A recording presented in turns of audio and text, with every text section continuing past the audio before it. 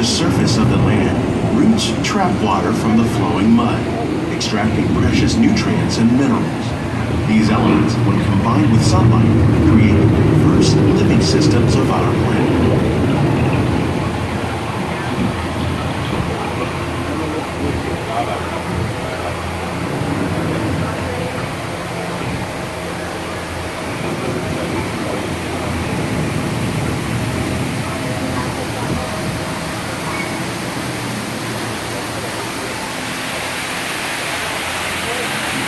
One of those living systems is the rainforest, home to the most amazing concentration of life on our planet. These dense and beautiful forests cover only a tiny portion of the Earth's surface, but they contain more than half of its plant and animal species. Rainforests are also extremely rich in productive living systems, providing us with oxygen, food, medicines, and other elements essential to our lives.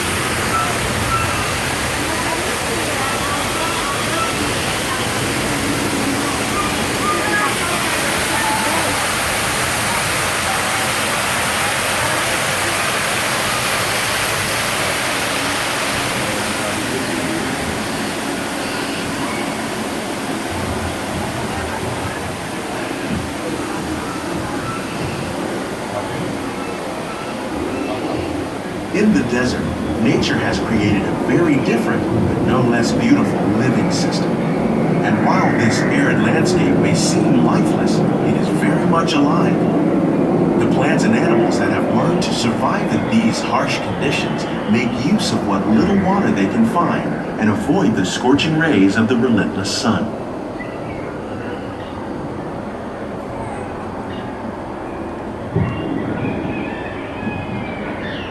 The American prairie once appeared as desolate as the desert, but over time, rainwater and nutrients gradually penetrated the hard surface of this land. Even the hooves of the mighty buffalo helped create the rich soil that would one day become home to the American farm.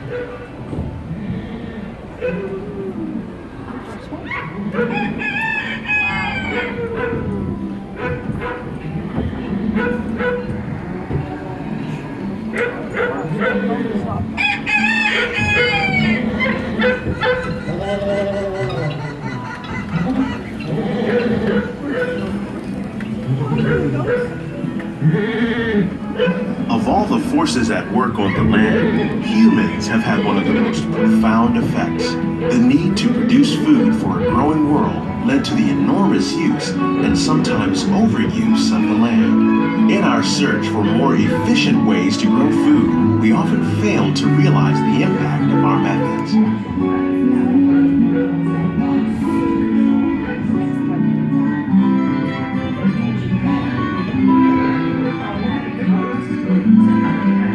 Today, we're learning to live with the land, discovering better ways to grow food that will assure both human and environmental well-being.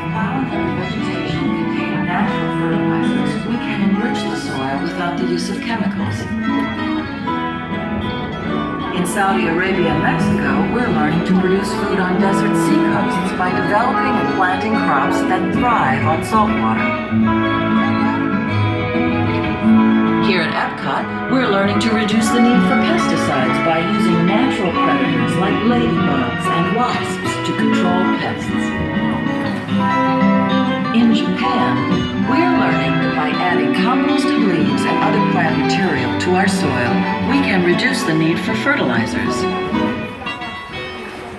In farmlands across America, we're learning that by plowing under vegetation containing natural fertilizers, we can enrich the soil without the use of chemicals. How will we meet tomorrow's growing needs for food production, yet still respect the needs of the land? Some of the answers are being discovered just ahead.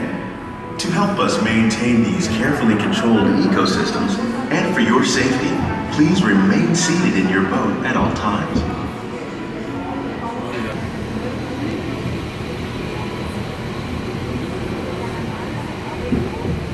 Welcome to our living laboratories, where scientists from Epcot and the U.S. Department of Agriculture are exploring innovative ways to produce bountiful harvests now and into the future.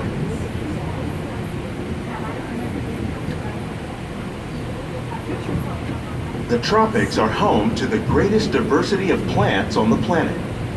Many of these, like papaya, bananas, cacao, coffee, and rice, are well known around the world. These are just a few of the edible plants that have been an important source of nutrition for people living in the tropics. Many are rich in vitamins and minerals, while others are well adapted to growing in less than ideal conditions. Some, like the water lily, thrive in wet, swampy areas and waterways. All parts of this plant, even the flower petals, are edible. The starchy root of the plant has long been used to make flour for baking.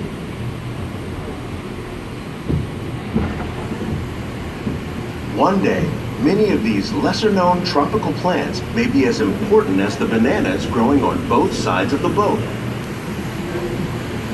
More than 28 million tons of bananas are eaten annually, making it the most popular fruit in the world.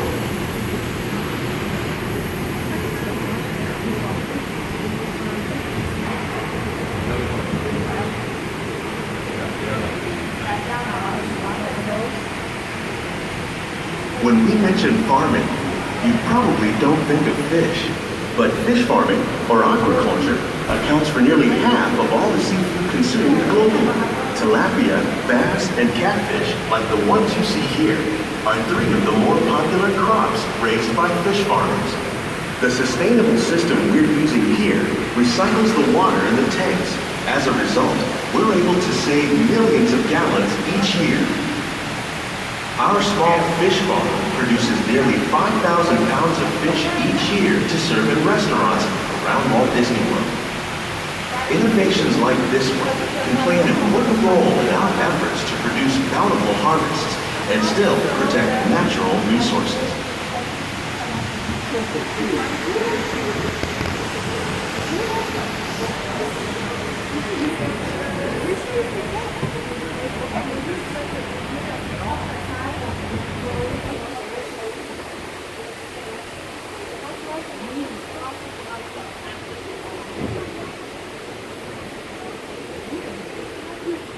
While there are more than 50,000 edible plant species in the world, most of us are only familiar with the handful that make up our everyday diet. The common grains growing here, wheat, maize, sorghum, and millet, plus rice, account for nearly 2/3 of our global food consumption. Learning how to increase yields of these staples is an important goal of research around the world.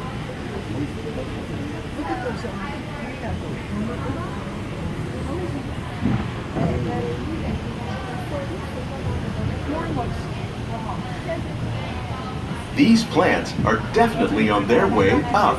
Innovative growing techniques like these increase yields while more efficiently using resources like water, fertilizer, and pesticides. Another innovation at work here is our integrated pest management program. By populating our greenhouses with beneficial insects that prey on harmful pests, like aphids and flies, we are significantly reducing our reliance on conventional pesticides. We're growing these crops using our nutrient film system. This technique precisely controls and recycles water and nutrients. With it, we can produce over 27,000 heads of lettuce a year in this one small area. Inspired by nature, like these fruit and vegetable trees. By growing these ground plants,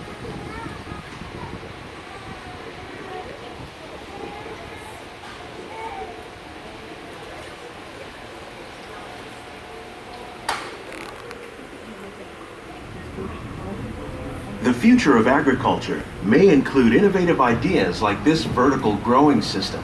Plants grown in this way use a fraction of the space required by traditional growing methods. That saves